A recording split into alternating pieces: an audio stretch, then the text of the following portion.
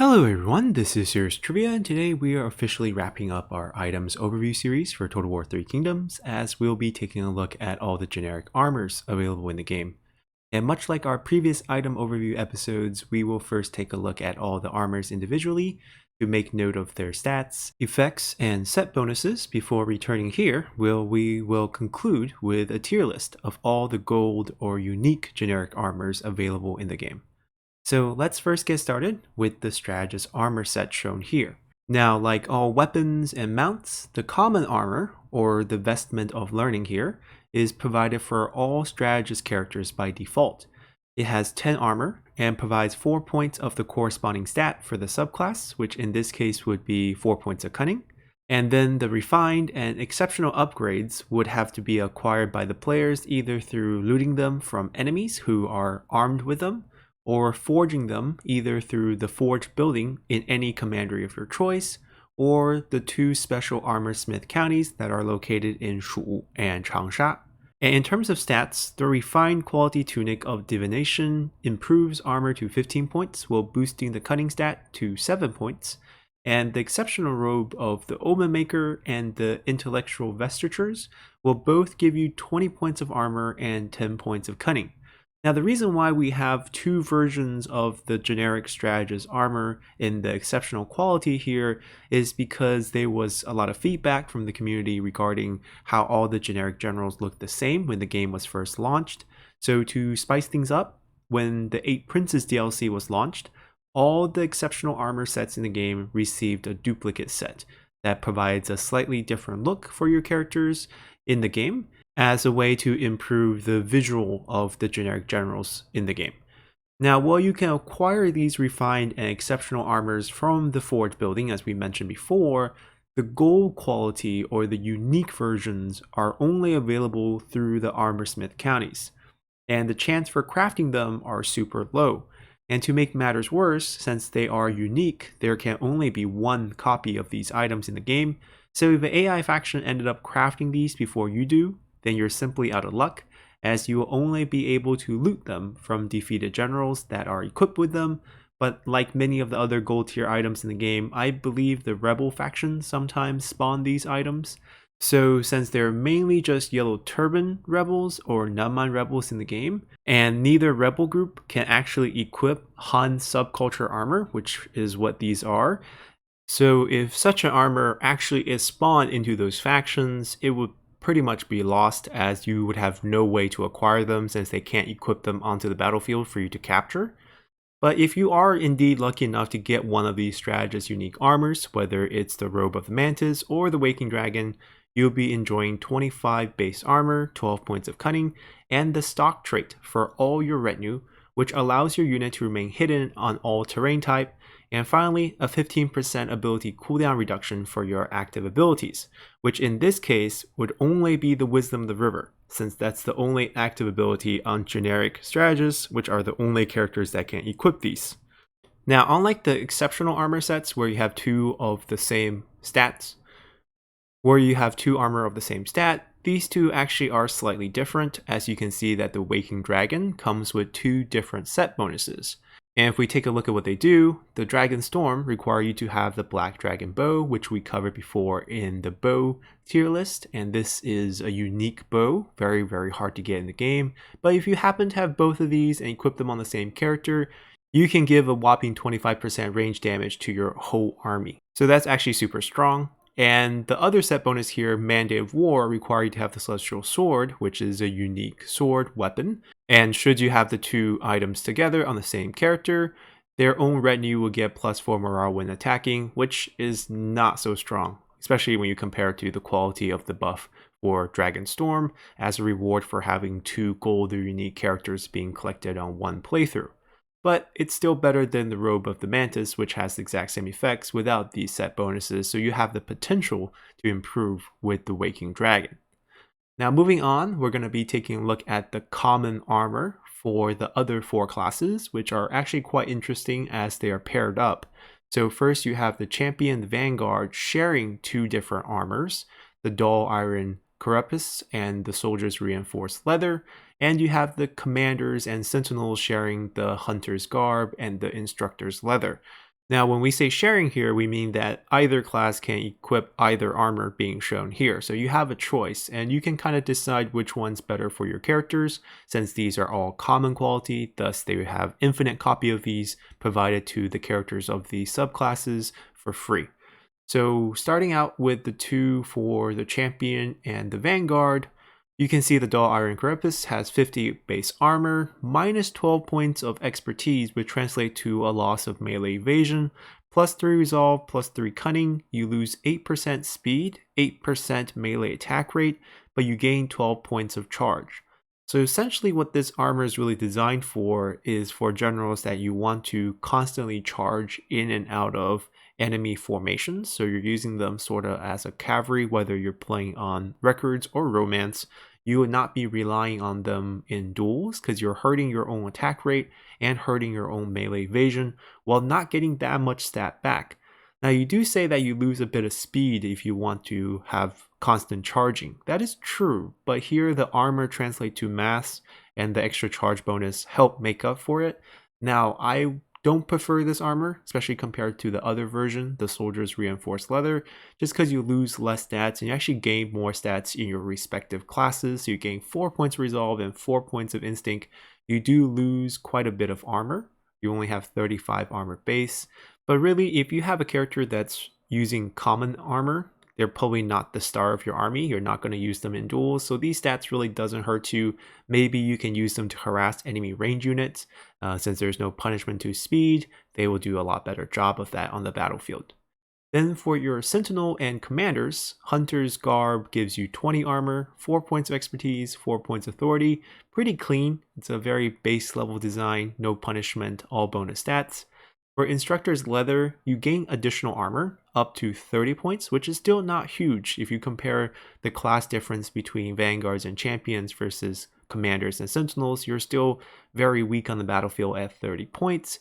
You lose 3 points of expertise and gain 3 points of authority, so you end up with less total stats. You net 0 stats versus the plus 8 stat from the Hunter's Garb. You lose 3% speed, you lose 3% melee attack rate, you gain 6 charge bonus. So it feels like a trade-off that's very similar to what you had with Champions and Vanguards, except for in this case, you don't get that much more armor or other bonuses. Like the charge bonus that make up for it is a lot less, and you don't get a lot of good stats because you're losing the one combat stat you actually have, and you gain very little authority to make up for it. So overall, I think the Hunter's Garb is the go-to standard armor for common armor characters that you have for Sentinels and Commanders, since you probably want them either in court or as administrator. Expertise is going to give you discounts, authority is going to translate to better satisfaction faction-wide if they are in like a prime minister, heir, or leader role. So that is the go-to armor set in my opinion for these two choices here. And then moving on, we're going to continue to see the upgrade versions of these 4 armors in the Forged Iron Scale, Warrior's Reinforced Leather for the Vanguard and Champions, and the Ranger's Outfit and Expert Leather for the Sentinels and Commanders. Now the trade-off is very similar, with some minor tweaks. So Forged Iron Scale once again comes ahead with the most armor, 60 points, you lose expertise, you gain more resolve and instinct. You actually still lose the same exact amount of expertise as you did before, but you gain double amount of the resolve and instinct compared to before. So it's a very big improvement. The punishment for speed, melee attack, and charge bonus are still the same. Now for the Warrior's Reinforced Leather, same case scenario where you are losing the same exact amount, 5 expertise. You have more armor now at 45. And the points also increase by 3. So it's not a double. It was +4 before. It's 3 points more, which is kind of the same as the Forged Iron Scale. It was +3. Now it's +6.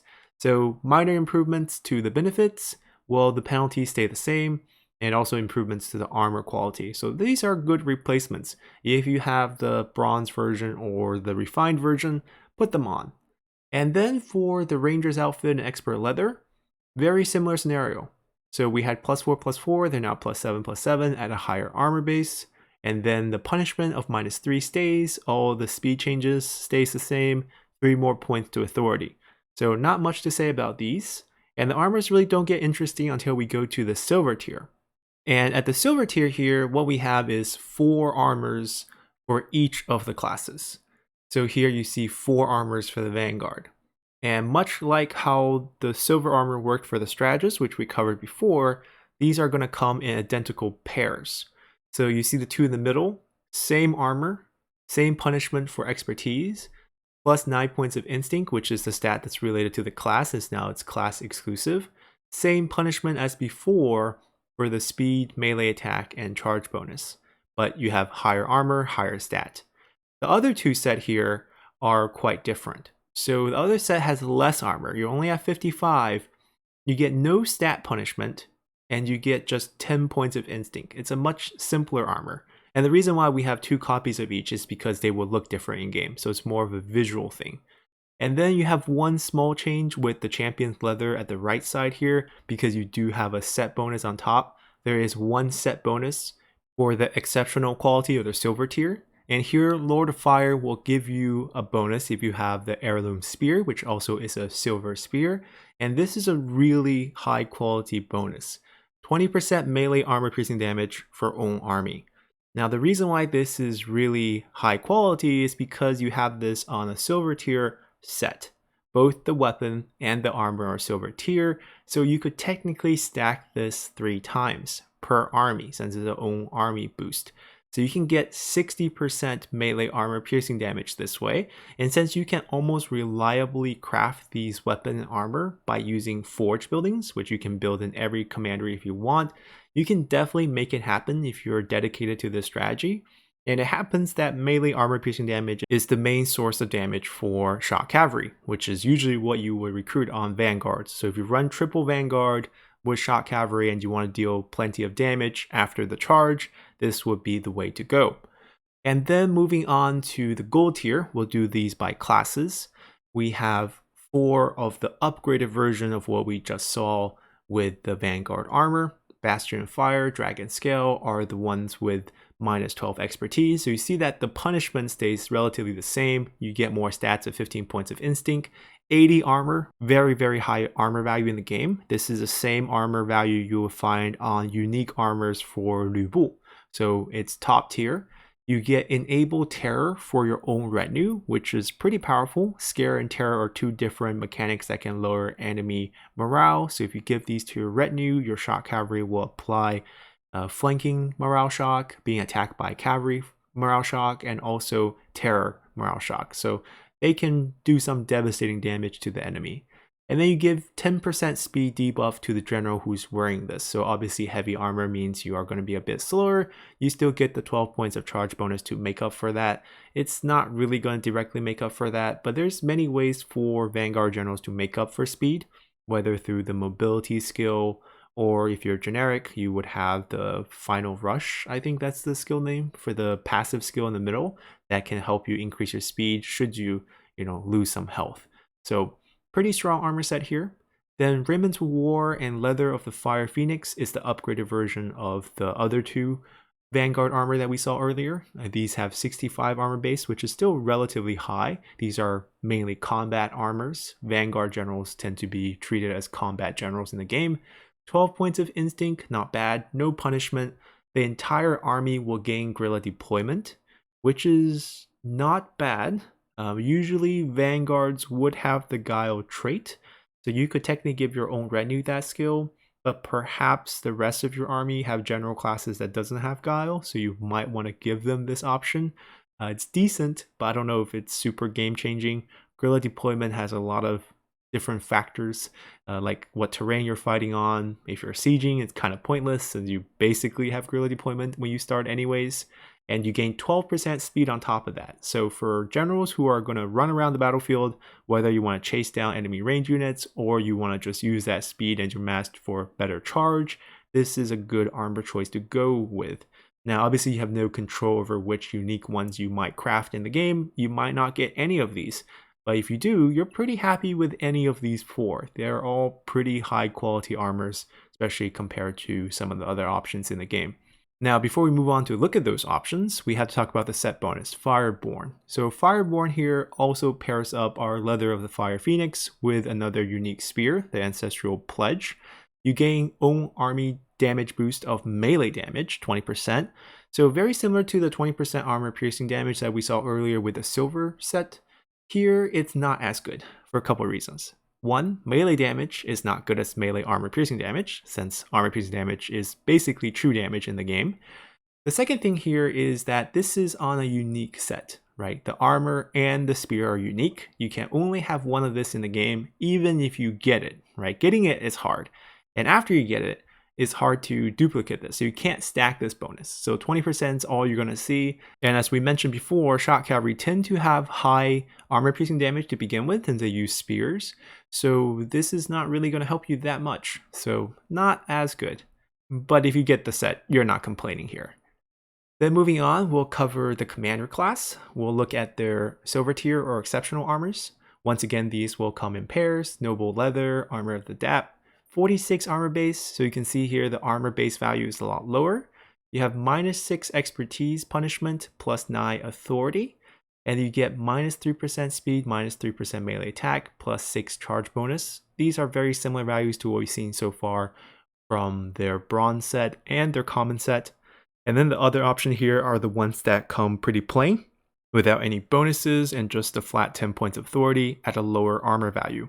Now there is a set bonus here on the Dignified Raiment. As you can see, Raiment and Nobility requires a War Axe, and this is quite the neat bonus. So here, if you have a War Axe and the Dignified Raiment on a commander character, they will get plus 10 points of satisfaction faction-wide if they are Visor, Heir, or Faction Leader. So Prime Minister, Heir, and Faction Leader. I think I took this image from a different subclass, but regardless, this fits quite nicely with what you want your commanders to do. Generic commanders have those 4 very useful faction-wide skills at the bottom of their skill tree. You get 10 points of authority, which is the max amount of authority you can get at this tier, helping out with satisfaction. And on top of that, you get this faction-wide set bonus that can give you a lot of satisfaction.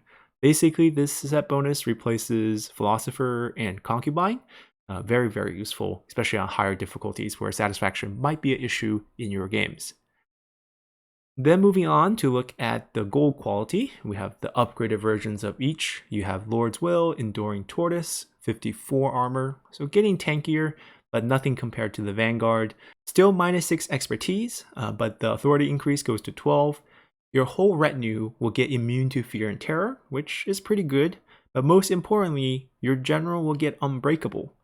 Now, this is not as good as it seems on paper, just because all generic commanders will have a skill that can give them unbreakable. So it's a little bit redundant. And that skill usually you pick up. Like maybe for some characters you don't have that skill, you might use the armor instead. But saving a skill point is not a huge reward. Like if it's a character that can't get unbreakable and you have this armor, that sounds great. But all generic commanders can actually get unbreakable, so less good. You also lose a bit of speed, and you also gain a little bit of charge bonus to make up for it. So nothing too new here. And for the other versions, the Skin of the Peach Tree and Noble's Right, you get 12 points of authority as a bonus increase. You still get the immune to fear and terror for own retinue, so that is not special to the combat versions of the armor. It works just as well for the ones that doesn't have the charge bonus and speed modifiers.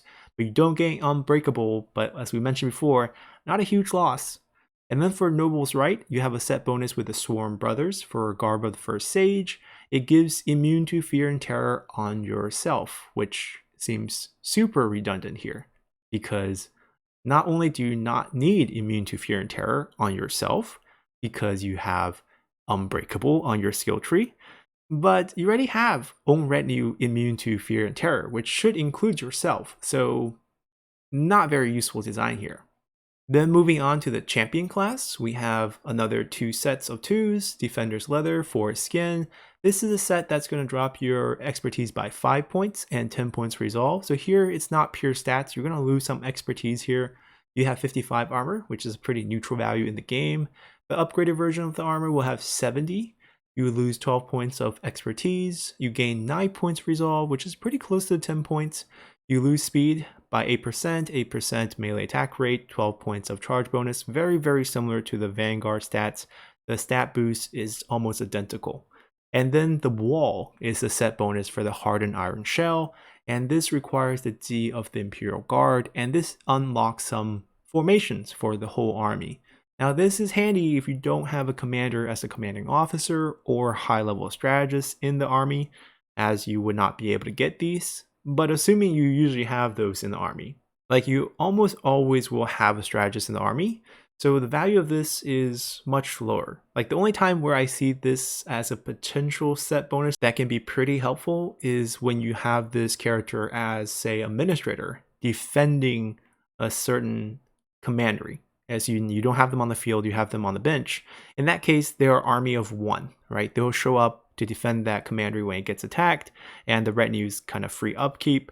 In that case, you might have given them some, spear units, and you don't have any formations for them. So in that case, by having this set, you will gain that formation in battle, but you might notice there's no turtle formation being unlocked here, so it's not even that great. Spear wall on the spear units, shield walls on melee infantry, the purple units, not so useful, especially when you're behind a wall. And then continuing on for the gold set, Guardian and Forest Crane are upgraded versions of those. 65 armor, so you got a 10-point boost. You still have the same punishment of minus 6 points of expertise, 12 points resolve now, and 30% range block chance for your own character. So a little bit tankier against range and maybe enemy arrow towers. Not going to be game breaking. The Natural Shield and Gilded Turtle are the upgraded version with 80 armor. So once again, this reaches the same qualities as you would see on the Vanguard gold armor, right? 80 is pretty much the highest in the game. Minus 12 points of expertise, 15 points resolve, fatigue immunity for own retinue. This is insane. So very rarely do we have fatigue immunity being granted on armor or weapons or anything in the game. And here, not only are you gaining it on one entity, you're giving it to all your retinue, which can be very game changing in my opinion. Now, of course, the only slight drawback here is that you're not going to be using this to take advantage of, say, speed, because most of your retinue is probably spear infantry, not cavalry. So you're not going to be looping people or kiting people like you would with Tiang units.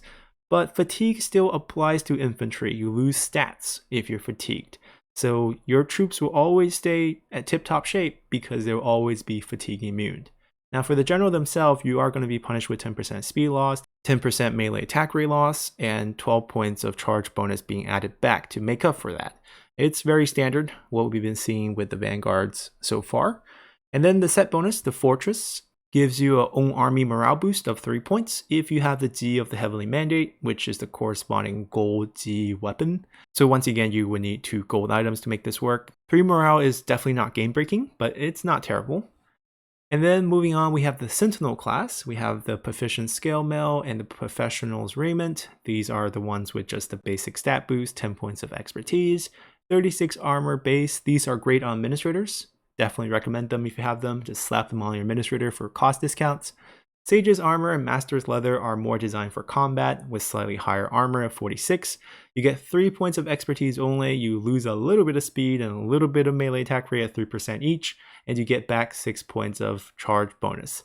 Nothing too crazy here. I could even make an argument that the lower armor value and higher expertise of the 2 other armor is better for combat because you're relying on melee evasion for your sentinels. You don't really want to lose melee attack rate. You're kind of the pesky poke damage type where you want to just do a lot of whacks at the enemy. You get zeal and you dodge most of their attack and you build up over time with your tenacity of steel and just grind down enemy generals. And you don't really care about charge bonus here because you don't want to leave combat. You want to build that tenacity of speed up. So you want to be in the thick of things. So not too sure how I feel about these two. The Constellation set bonus requires a Warblade, which is another silver tier weapon. You get the own army boost of 25% melee damage. This is good because once again, like the Vanguard set we saw with Exceptional, you can stack these 3 times for 75%, and these work great on melee infantry that would use maybe a sword and shield or something like that. So pretty useful set bonus here. Then moving on to their gold upgrade, we have Spirit of the Dog and Master Attire at 44 armor, 12 points of expertise, 5% melee attack rate. Now this pretty much work in line with what we want to see from a Sentinel, but it's pretty boring. This has nothing too crazy and special for a gold set. The other two here, Word of the Master and the Spirit of the First Artist, have much more interesting effects. So 54 armor base, higher armor, 6 points of expertise. They give your own retinue's charge reflect. So this is actually pretty huge.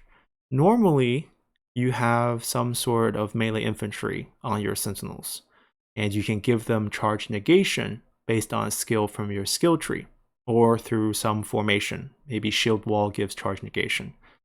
But they don't give you charge reflect, as in the damage that you absorb from the charge will not be reflected back against whoever is charging you. So you still have to be in a pretty thick melee fight after the enemy clashes with your line. Usually with charge reflect on, say, spear infantry or spear units, the enemy cavalry comes in, you take damage because you don't have charge negation, but you reflect all the damage back to the enemy cavalry and they just wipe themselves out. Here you can have the best of both worlds. You can have units that already have charge negation, and then you let the enemy charge you, and you also have charge reflect, so you take 0 damage, and you reflect all their damage back onto themselves, effectively wiping them. So this is a pretty cool boost to have on a Sentinel class. It also works quite well with what you want the units to do. They're probably replacing a champion class as the frontline unit in your army. And even if that's not the case, let's say you're going heavy range, and you're recruiting range units on your Sentinels, put those range units on the front line and just absorb that charge. You will get wiped. You will take that charge damage, but you'll make sure the enemy cavalry also get wiped too. So, seems worth it to me. And then you get 5% speed debuff, 5% melee attack debuff, which, it's not great, but you take it because it's on all the armors. And then you get +6 charge bonus. In terms of set bonus, Perfection here requires a Sovereign of Blade, which is a gold weapon. You get 10% extra range block chance for your own retinue. Not such a huge boost, because with the shield wall formation with melee infantry, you're going to reach 95% range block chance anyways. 10% extra means the enemy will no longer shoot at you, which is not what you want. You want to be there to absorb enemy fire. Now, it's not as great as Turtle, because you might think, what if we put it to 105 and then you're just going to be safe from towers? Not the case, because shield wall only faces front. So when you walk by towers and your side are exposed or your back are exposed, you will still die. Turtle is perfect because it's 360 degrees. They just can't kill you. So very different concept here. And this 10% might not even help you. Now, lastly, before we end this overview, there are 4 other generic armor that were added in when the Furious Wild was released. Now, you could argue that there are generic armors for Yellow Turban characters all along. And that's true. But those are bounded armor. You can't actually equip them or unequip them, and they ascend in level as you kind of ascend your character and experience. We're not really going to cover those because you don't really have a choice. Here, the concept is very similar to the Han subculture. You have the common set armor that's attached to all characters for free. You have no choice. They're all 26 base armor, -3 expertise, +3 authority, a little bit of speed debuff, a little bit of melee attack debuff, +6 points of charge bonus. Very similar to what we have seen so far. But the upgrades are ones you can craft and ones you can equip on characters. So there's only one refined copy. So 32 armor, you get a 6-point armor increase, you get a 3-point authority increase, and nothing else. If you move up to the silver tier, it's another 6 points of armor increase, another 3 points of authority, and nothing else. So far, very boring upgrades. But if you have them, you're going to equip them because there's really no punishment for equipping them. There's no trade-off here. But things do get a little bit more interesting at the unique tier. You have the unique tribal armor, very well named. 44 points of armor base, which matches every single Nanman armor set for unique characters in the game, like Meng Huo, Zhu Rong, all of them have 44 armor base, so you have something that's of that quality. You still lose the 6 points of expertise, you get 12 points of authority to make up for it, and like most of the commander gold armors, you get immune to fear and terror for your own retinue, which is pretty great because morale might be an issue for Nanman units. Now, I say might because there are some units like those tiger units that will have unbreakable already. So it depends. But you also get unbreakable on your general, which unlike the commander class is great for Nanman generals because Nanman generals don't come with a skill that can give you unbreakable. So here it's actually very useful. The punishment also changes from just dropping 5% speed, which is not bad, and you still get the 6 points of charge bonus on top. So that's going to do it for all the overview. Let's jump back to the tier list and rank all the unique armors that we have shown here. There's 19 of them in total, so let's go take a look. Now here we have the tier list for the 19 armor that we have covered just before, and starting with the Vanguard ones, let's start with Bastion Fire and Dragon Scale.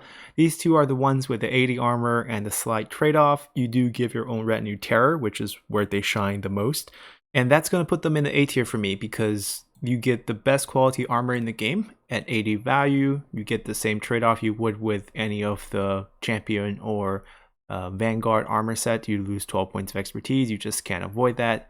You get 15 points of instinct, you get terror for your own retinue, you do lose 10% speed, but once again, those are not things you can trade off. They're just on all the armor, so you think of them as almost default values and 12 points of charge right back. These two are the same, so we'll put them here together. Now for the other two, there's a small difference. I think they're not as good as these, so typically I would drop them to just a tier below. They're still decent. They don't give terror. They give your whole army guerrilla deployment, which can be useful. The Leather of the Fire Phoenix will be slightly lower than them at A, and this one will go to B. The reason being, this has a set bonus, and this doesn't. So if you have a choice, you obviously go for the one that has the potential for a set bonus that can give you 20% melee attack if you have the Ancestral Pledge Spear. Now moving on, we have the commanders, and here we have Lord's Will and Enduring Tortoise. These are the more combat version that has the penalty to expertise. Now the main selling point for all four of these is that you get immune to fear and terror for own retinue. You also get unbreakable on these two, and in terms of authority stat, they give the same amount. There's a trade-off of expertise stat here and also the speed and charge bonus that you usually see. Slightly higher armor at 54, these are at 44. Basically nothing too crazy. I wouldn't put these very high. They're just in the middle of the pack for me. So I think these two will be here. Now these two are a little bit worse than them, as we mentioned, because you don't have the unbreakable on them, which I know it's worth a skill point. It's not great, but it's not bad. You know, it's better. Also has less armor. And what we're going to do with them is going to drop them a tier below, I think. I think we're going to just put them as C.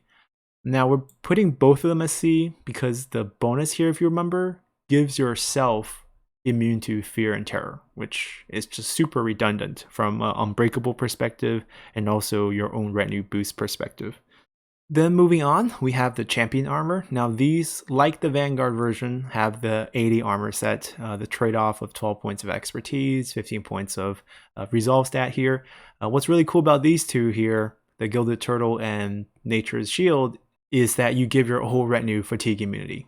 That's their selling point. And that, I think, is the most game-breaking one for all the armors. So they're going to go S tier. And the one with the set bonus will be a slightly higher. I think it's just a morale bonus. We're not going to differentiate too much. It's not the selling point here. Fatigue immunity for own retinue is what these shine. Now, compared to them, these are crap. So they have less armor. They don't have the fatigue immunity. So if you really want to compare, these are slightly boring compared to the rest. I'm actually going to drop them pretty hard. We're going to put them at the very end here. If you get these instead of these, you can cry because you lost your chance for your champion's retinue to get fatigue immunity. And then for the strategist ones, these are also quite nice because they give you stock. So typically for Hun generals, obviously these can go on bandit characters as well because they share the same subclass armors. You would want stock in most cases because you can sneak and take towers. So I can also make an argument that these are even better than them. But the one drawback here is typically, assuming you're not playing bandits, you're not going to have snipe on your character. So because you don't have snipe, stock is kind of ruined when you fire. But it's still super good because you take a small archer militia unit with stock, sneak them into the town, climb walls, take gates, take towers. You can, take away all their defenses. While you remain hidden, and then you launch a much easier attack against a siege. Or for counter attacks, you just take some empty gate and then you can just march right in. So having stock on units that otherwise would not have stock is great. You can also, outposition enemy, hide in areas where they might not know you're there. You let them engage your melee from the front, then shoot them from the back, which is much more effective than shooting them behind your front line because you have more friendly fire that way, and you also fire into shields. So it allows for flanking opportunities. Overall, just pretty game-changing here. And then before we talk about Sentinels, we have this unique tribal armor here. This is very, very similar to the commander sets.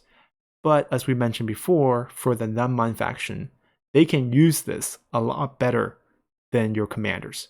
So they're actually going to go here because they can utilize the Unbreakable, whereas for the commanders, they can get their own Unbreakable, so it's just less attractive. Then finally, we have the Sentinel armors, so Spirit of the Dog and the Spirit of the First Artist, which are not the same set. These are the same set. These two are the pair. 44 base armor, 12 points of expertise, and 5% melee attack. Nothing crazy. So I think they're like these, right? Everything above, like these are all good armors, don't get me wrong. D tier is not a bad tier. But these have something to offer, right? Even these have like immune to fear and terror for own retinue. These just have nothing to offer. And same thing, they don't have much to offer, so they're going to come down to D tier.